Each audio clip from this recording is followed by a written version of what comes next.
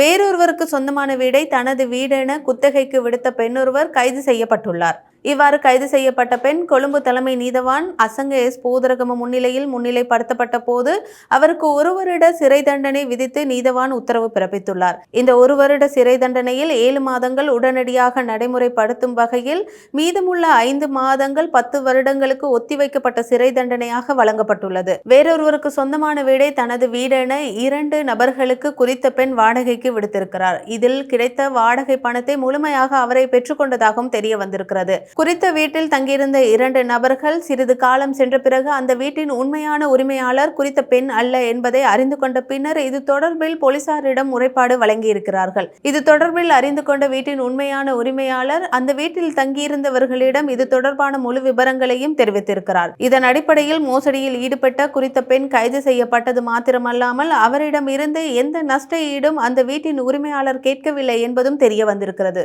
இந்த மோசடியில் ஈடுபட்ட பெண் இதற்கு முன்னராகவும் பல நிதி மோசடிகளில் ஈடுபட்டிருப்பதும் தெரிய வந்திருக்கிறது.